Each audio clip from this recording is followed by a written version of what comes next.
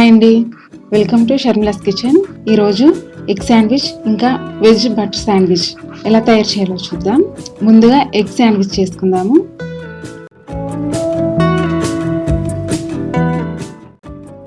ఒక బౌల్లో సన్నగా తరిగిన ఉల్లిపాయ ముక్కలు, పచ్చిమిర్చి ముక్కలు, కొత్తిమీర, కొద్దిగా పెప్పర్ పౌడర్ వేసుకొని 2 గుడ్లు కూడా వేసుకొని బాగా కలుపుకోవాలి.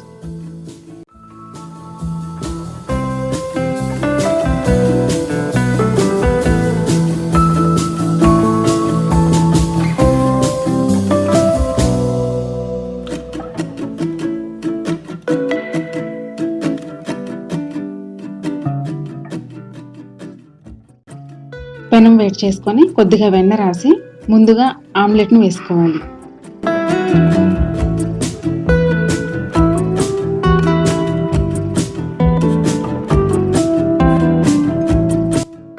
ఈ ఆమ్లెట్ను బ్రెడ్ షేప్లోకి మార్చాలి.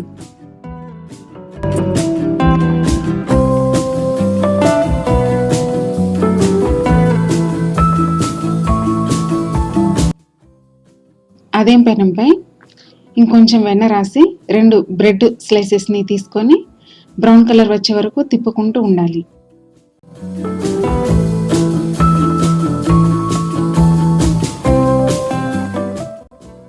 ఆ బ్రెడ్ పైన వెన్న రాసుకొని మధ్య మధ్యలో ఒత్తుకుంటూ ఉండాలి.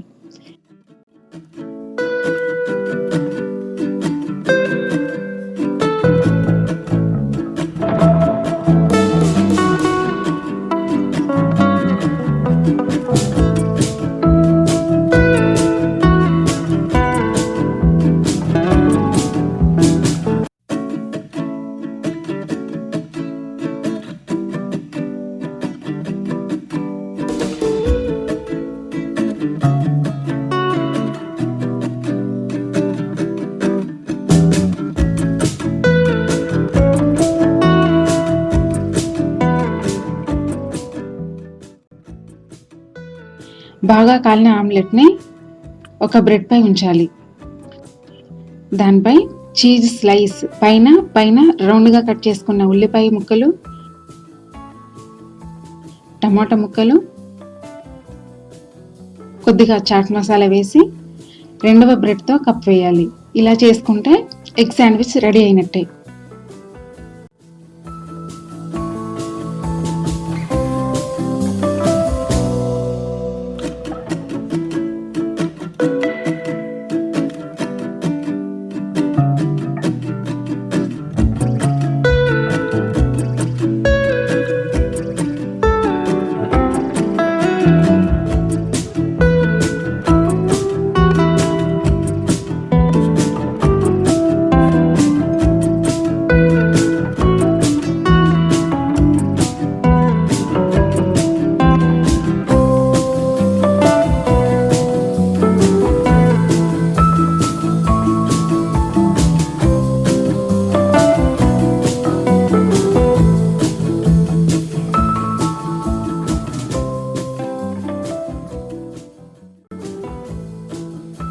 వెజ్ బటర్ శాండ్విచ్ని 2 రకాలుగా చేయొచ్చు.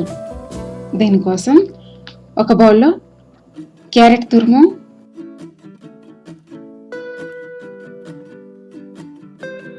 సన్నగా తరిగిన పచ్చిమిర్చి, సన్నగా తరిగిన కొత్తిమీర, సన్నగా తరిగిన ఉల్లిపాయ ముక్కలు వేసుకొని దానిలో కొద్దిగా సాల్ట్, కారం వేసుకోవాలి. దీంట్లో మెయిన్ ఇంగ్రీడియంట్ వచ్చేసి వెన్న. ఇది ఇంట్లో తయారు చేసుకున్న వెన్న. ఈ వెన్న వేసుకొని బాగా కలుపుకోవాలి.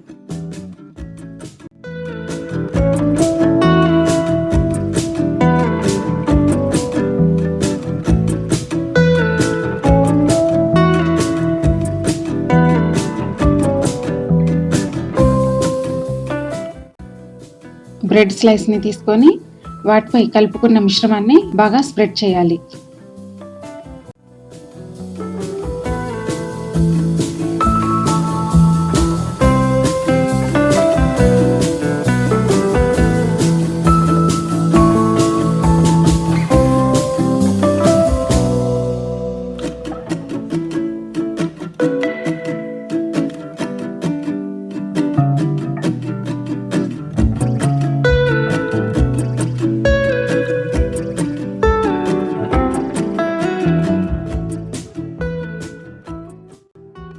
ఇలా చూపించిన విధంగా కాల్చుకోవాలి.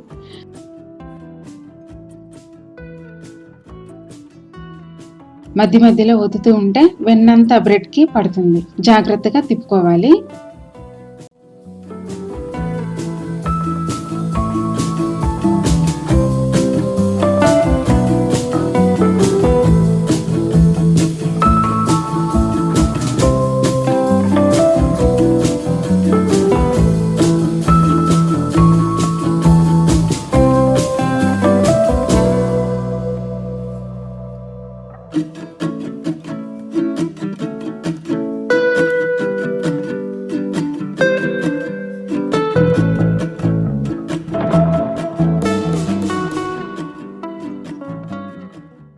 ఇలా బ్రౌన్ కలర్ వచ్చే వరకు కాలిస్తే సరిపోతుంది. ఒకవైపు క్రిస్పీగా, మరోవైపు సాఫ్ట్గా చాలా రుచిగా ఉంటుంది.